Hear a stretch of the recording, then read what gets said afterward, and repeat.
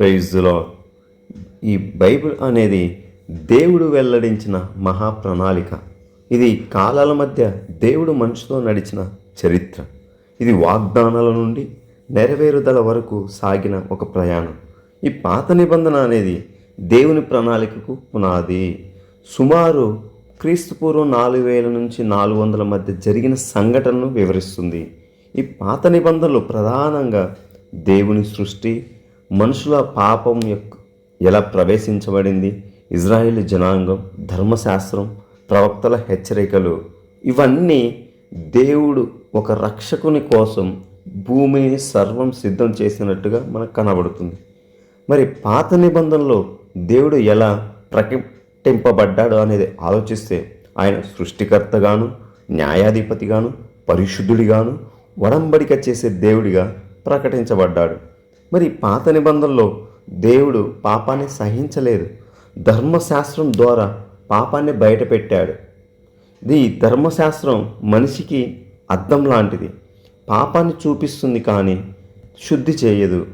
మరి ఈ పాపం చేసిన వారు ఏ విధంగా పశ్చాత్తాపడేవారు, లేదంటే ఎలా తొలగించబడేదని ఆలోచిస్తే గొర్రెల్ని, ఎద్దుల్ని, రక్తబలుల్ని అర్పణగా అర్పించేవారు.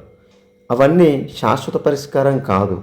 అవి రాబోవు యేసుక్రీస్తు బలికి ఒక నీడగా పనిచేశాయి.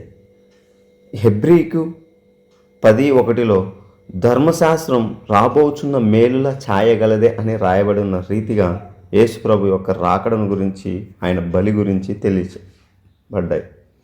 ప్రవక్తలు హెచ్చరించారు. ఇర్మియా, యెషయా, యెహెజ్కేలు, దానియేలు వారు ఊహించి రాయలేదు. దేవుడు చెప్పిన ప్రణాళికను ముందుగానే ప్రకటించారు. 53వ యెషయా గ్రంథం చూస్తే ఆయన బాధపడే సేవకుడిగా మనకు కనిపిస్తుంది. మీకా గ్రంథం 5లో చూస్తే బెత్లెహేంలో యేసు ప్రభు జననం ఏ విధంగా జరగబోతుందో ముందే రాసిన సత్యాలు మనకి కనపడతాయి. కొత్త నిబంధన విషయానికి వస్తే నెరవేరిన ప్రకటన అంటే క్రీస్తు శకం 1వ శతాబ్దంలో ప్రారంభమైంది. ఇది రోమా సామ్రాజ్యం, యూదుల మత వ్యవస్థ మధ్యలో దేవుడు యేసుప్రభు మానవ రూపం ధరించి మానవుడిగా ప్రవేశించాడు. యోహాను 1:14 ఆ వాక్యము శరీరధారి అయి కృపాసక్తి సంపూర్ణుడిగా మన మధ్య నివసించును అని ఉంది. అంటే ఆయన ఏ విధంగా వచ్చాడు అక్కడ క్లియర్గా రాయబడింది. యేసుక్రీస్తు చరిత్రలోకి వచ్చిన ఏకైక దేవుడు.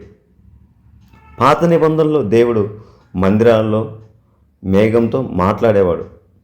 మేఘంలో ఉండి మనుషులతో, యాజకులతో మాట్లాడేవాడు.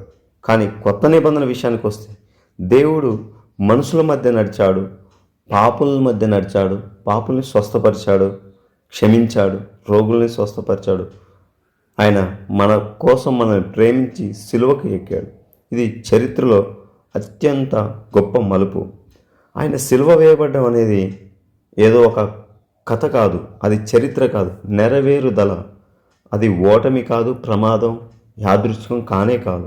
అది పాత నిబంధనలో చెప్పిన దాని ప్రకారం నెరవేర్చబడుట సిలువ యొక్క మరణం. మత్తయి సువార్త 5:17 చూస్తే ఆయన ధర్మశాస్త్రాన్ని రద్దు చేయుటకు రాలేదు కానీ నెరవేర్చుటకే వచ్చినట్టుగా రాయబడి ఉంది.